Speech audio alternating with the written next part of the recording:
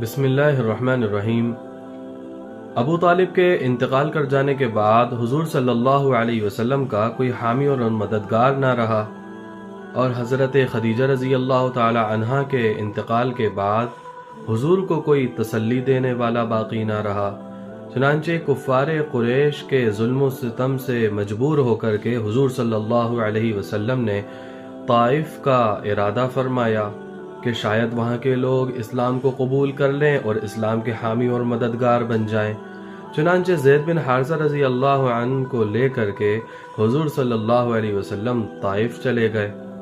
وہاں پر عبد یالیل، مسعود اور حبیب تینوں بھائی تھے اور طائف کے بڑے سرداروں میں سے تھے۔ ان کے سامنے اسلام کو پیش کیا۔ چنانچہ ان تینوں نے بہت سخت جواب دیے۔ ان میں سے ایک نے کہا، کیا خدا نے اپنے خانہ کعبہ کو چاک کرنے کے لیے تجھے اپنا نبی بنا کر کے بھیجا ہے؟ دوسرے نے جواب دیا کہ کیا خدا کو اپنی پیغمبری کے لیے تمہارے سوا کوئی اور نہیں ملا؟ تیسرے نے جواب دیا کہ میں تم سے بات ہی نہیں کرنا چاہتا۔ اگر تم واقعی خدا کے رسول ہو تو تمہاری بات کو رد کرنا خطرے سے خالی نہیں ہے، اور اگر تم پیغمبر نہیں ہو تو تم سے بات کرنا بیکار ہے۔ لیکن اس نادان نے یہ نہیں سمجھا کہ پیغمبر کے ساتھ تمسخر کرنا، استہزاء کرنا اس سے زیادہ خطرناک ہے۔ اس کے بعد اوباش اور بازاری لڑکوں کو پیچھے لگا دیا کہ حضور پر پتھر برسائیں اور حضور کا مذاق اڑائیں۔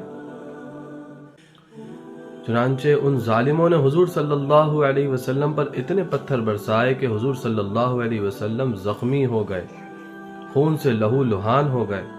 زخم کی تکلیف کی وجہ سے حضور صلی اللہ علیہ وسلم بیٹھتے تو وہ ظالم حضور علیہ السلام کا بازو پکڑ کر کے کھڑا کر دیتے تاکہ دوبارہ ان کے اوپر پتھر برسائیں اور ان کا ہنسی مذاق اڑائیں۔ زید بن حارثہ رضی اللہ عنہ حضور صلی اللہ علیہ وسلم کو بچانے کی کوشش کرتے، چنانچہ اگر کوئی پتھر آتا تو وہ سامنے ہو جاتے، جس سے زید بن حارثہ رضی اللہ عنہ کا سر پورا کا پورا زخمی ہو گیا۔ راستے میں عتبہ بن ربیعہ اور شیبہ بن ربیعہ کا باغ پڑتا تھا۔ حضور صلی اللہ علیہ وسلم سانس لینے کے لیے وہاں بیٹھ گئے، اور حضور صلی اللہ علیہ وسلم نے اللہ تبارک و تعالی سے دعا مانگی کہ اے اللہ، میں تجھ سے اپنی کمزوری اور کم تدبیری اور لوگوں کی بے توقیری کی شکایت کرتا ہوں۔ اے ارحم الراحمین، تو کمزوروں کا حامی اور مددگار ہے، لیکن تو مجھ کو کس کے حوالے کرتا ہے؟ کسی خطرناک غضبناک دشمن کے، یا کسی ایسے دوست کے کہ جس کو تو میرے امور کا مالک بنائے؟ اے اللہ، اگر تم مجھ سے ناراض نہیں ہے تو مجھے کسی کی کوئی پرواہ نہیں، مگر تیری عافیت اور تیری سلامتی میرے لیے باعث صد سہولت ہے۔ بہت درد بھری اللہ تبارک و تعالی سے حضور صلی اللہ علیہ وسلم نے دعا فرمائی۔ دعا کی قبولیت کے لیے صرف نبوت و رسالت کا وصف ہی کافی تھا، کیونکہ ہر نبی مستجاب الدعوات ہوا کرتا ہے، لیکن اس وقت اضطرار، مظلومیت، غربت، مسافرت، ان سب کا بھی اضافہ ہو گیا تھا۔ اَمَّن يُجِيبُ الْمُضْطَرَّ إِذَا دَعَاهُ وَيَكْشِفُ السُّوءَ، اور کئی احادیث میں آیا ہے کہ مظلوم اور مسافروں کی دعا بلا شبہ قبول ہوتی ہے۔ اس ذات کی دعا کا کیا کہنا جو مظلوم بھی ہو، مضطر بھی ہو، غریب بھی ہو، مسافر بھی ہو، نبی بھی ہو اور رسول بھی ہو۔ چنانچہ ایسی ذات کی زبان سے دعا کا نکلنا تھا کہ قبولیت کے دروازے کھل گئے۔ عتبہ اور شیبہ، جن کے دل پتھر سے بھی زیادہ سخت تھے، حضور صلی اللہ علیہ وسلم کی مظلومیت کو باغ میں بیٹھا دیکھ رہے تھے۔ ان کے دل میں کچھ نرمی پیدا ہوئی، چنانچہ انہوں نے اپنے عداس کو بلایا اور کہا کہ ایک طبق میں انگور لے جا کر کے اس شخص کے پاس لے جاؤ اور ان کے سامنے رکھ دو، اور ان سے کہو کہ ان میں سے کچھ ضرور کھائیں۔ چنانچہ عداس طبق میں انگور لے کر کے حضور صلی اللہ علیہ وسلم کی خدمت میں آیا اور ان کے سامنے رکھا۔ حضور صلی اللہ علیہ وسلم نے بسم اللہ پڑھ کر کے کھانا شروع کر دیا۔ عداس نے جب بسم اللہ سنی تو کہا کہ اس پورے شہر میں اس کلام کا کہنے والا کوئی نہیں ہے۔ حضور صلی اللہ علیہ وسلم نے عداس سے پوچھا کہ تم کس شہر کے باشندے ہو اور تمہارا مذہب کیا ہے؟ چنانچہ عداس نے کہا کہ میں نینوی کا باشندہ ہوں اور مذہباً نصرانی ہوں۔ حضور صلی اللہ علیہ وسلم نے کہا کہ کیا اسی نینوی کے جہاں کے یونس علیہ السلام تھے؟ عداس نے کہا کہ تم یونس علیہ السلام کے بارے میں کیا جانتے ہیں؟ حضور صلی اللہ علیہ وسلم نے فرمایا کہ یونس علیہ السلام میرے بھائی نبی تھے اور میں بھی نبی ہوں۔ چنانچہ عداس نے حضور صلی اللہ علیہ وسلم کی پیشانی کو بوسہ دیا، حضور کے ہاتھوں اور پیروں کو بوسہ دیا اور اسی وقت کلمہ پڑھ کر کے مسلمان ہو گئے۔ عداس حضور صلی اللہ علیہ وسلم کے پاس سے واپس آئے تو عتبہ اور شیبہ نے کہا کہ تم اس شخص کے ہاتھ پیروں کو کیوں چوم رہے تھے؟ کہیں وہ تجھ کو تیرے دین سے نہ ہٹا دے، تیرا دین اس کے دین سے بہتر ہے۔ حکیم بن حزام رضی اللہ عنہ فرماتے ہیں کہ عتبہ اور شیبہ قریش کے ساتھ مل کر کے جنگ بدر کے لیے تیاری کر رہے تھے، تیار ہو رہے تھے، تو عداس رضی اللہ عنہ نے ان دونوں کے پیر پکڑ کر کے خوب روئے اور کہا کہ آپ اللہ کے رسول کے مقابلے میں مت جائیے، وہ اللہ کے رسول ہیں، مگر یہ کہ یہ لوگ تو اپنے مقتل کی طرف کھینچے جا رہے ہیں۔ عداس رضی اللہ عنہ بیٹھے رو رہے تھے کہ عاص بن شیبہ کا وہاں سے گزر ہوا۔ چنانچہ عاص بن شیبہ نے عداس رضی اللہ عنہ سے پوچھا کہ تم کیوں رو رہے ہو؟ عداس رضی اللہ عنہ نے کہا کہ میں اپنے دونوں آقاؤں کی وجہ سے رو رہا ہوں کہ وہ اس وقت اللہ کے رسول کے مقابلے میں جا رہے ہیں۔ عاص بن شیبہ نے کہا کہ کیا واقعی وہ اللہ کے رسول ہے؟ عداس رضی اللہ عنہ نے کہا کہ ہاں، بے شک وہ اللہ کے رسول ہے، سارے عالم کی طرف نبی بنا کر کے بھیجے گئے ہیں۔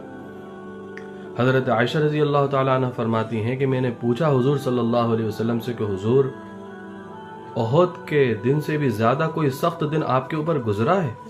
تو حضور صلی اللہ علیہ وسلم نے فرمایا کہ تیری قوم کے لوگوں نے جو مجھے تکلیفیں پہنچائیں سو پہنچائیں، لیکن سب سے زیادہ سخت دن مجھ پر وہ گزرا تھا کہ جس دن میں نے اپنی بات کو عبد یالیل کے سامنے پیش کیا تھا، لیکن اس نے میری بات کو قبول نہیں کیا۔ مقام قرن الثعالب پہ پہنچ کر کے مجھے کچھ افاقہ ہوا، میں نے اپنی نظریں اٹھائیں تو کیا دیکھتا ہوں کہ ایک ابر مجھ پر سایہ کیے ہوئے ہے، جس میں جبریل امین علیہ السلام موجود ہیں۔ وہاں سے پکار کر کے کہا کہ اے محمد صلی اللہ علیہ وسلم، آپ کی قوم کے لوگوں نے جو آپ کو جواب دیا، اللہ تبارک و تعالیٰ نے ان کے جواب کو سن لیا، یہ ملک الجبال ہے۔ اللہ تبارک و تعالیٰ نے ملک الجبال کو، پہاڑوں کے فرشتوں کو آپ کے پاس بھیجا ہے تاکہ آپ جو چاہے اس کو حکم دے، یہ آپ کے حکم کی تعمیل کرے گا۔ اتنے میں ملک الجبال نے آواز دی اور سلام کیا کہ اے محمد صلی اللہ علیہ وسلم، مجھے اللہ تبارک و تعالیٰ نے آپ کے پاس بھیجا ہے، میں پہاڑوں کا فرشتہ ہوں، اگر آپ مجھے حکم دیں تو ان پہاڑوں کو آپس میں ملا دیتا ہوں جن کے مابین اہل مکہ اور اہل طائف رہتے ہیں، تاکہ وہ لوگ ان دونوں پہاڑوں کے ملنے کی وجہ سے اس میں پس کر کے رہ جائیں۔ حضور صلی اللہ علیہ وسلم نے منع فرما دیا کہ نہیں، میں امید کرتا ہوں کہ اللہ تبارک و تعالیٰ ان کی نسلوں میں ایسے لوگ پیدا فرما دے گا جو صرف اسی وحدہ لا شریک لہو کی عبادت کریں گے۔ تو دیکھو میرے بھائیوں بزرگوں، اتنی زیادہ تکلیف اٹھانے کے باوجود، اتنی زیادہ تکلیفوں کو برداشت کرنے کے باوجود حضور صلی اللہ علیہ وسلم نے ان کی ہلاکت و بربادی کی دعا نہیں فرمائی، کیونکہ انہیں معلوم تھا کہ اگر یہ لوگ ایمان نہیں لے کر کے آئے تو ان کی نسلوں میں اللہ تبارک و تعالیٰ ایسے لوگوں کو پیدا فرما دیں گے جو محض اللہ رب العزت کی ہی عبادت کریں گے، اس کے ساتھ کسی کو بھی شریک نہیں ٹھہرائیں گے، برخلاف سیدنا نوح علیہ السلام کے کہ جب امید منقطع ہو گئی اور وحی کے ذریعے سے ان کو بتلا دیا گیا کہ یہ لوگ اب ایمان نہیں لے کر کے آئیں گے اور نہ ہی ان کی نسلوں میں کوئی ایمان لے کر کے آئے گا۔ وَأُوحِيَ إِلَى نُوحٍ أَنَّهُ لَن يُؤْمِنَ مِنْ قَوْمِكَ إِلَّا مَنْ قَدْ آمَنَ فَلَا تَبْتَئِسْ بِمَا كَانُوا يَفْعَلُونَ۔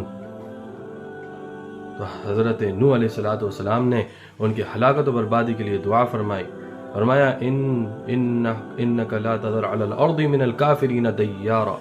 وَإِنَّكَ إِن تَذَرْهُمْ يُضِلُّ عِبَادَكَ وَلَا يَلِدُوا إِلَّا فَاجِرًا كَفَّارًا کہ اے میرے پروردگار، ان کافروں میں سے کسی کو بھی زمین پر بسنے کے لیے زندہ مت چھوڑنا۔ اگر آپ نے ان کو زندہ چھوڑ دیا تو یہ آپ کے بندوں کو گمراہ کر دیں گے اور ان کی نسلوں میں فاسق و فاجر ہی پیدا ہوں گے۔ ان کو معلوم تھا کہ ان کی نسلوں میں اب کوئی ایمان نہیں لے کر کے آئے گا، نہ یہ لوگ ایمان لے کر کے آئیں گے، اس لیے حضرت نوح علیہ السلام نے ان کے لیے بد دعا فرمائی۔ یہ کائنات بھی اسی وقت تک ٹکی رہے گی جب تک اس کائنات کے اندر ایک بھی اللہ رب العزت کا نام لینے والا باقی رہے گا۔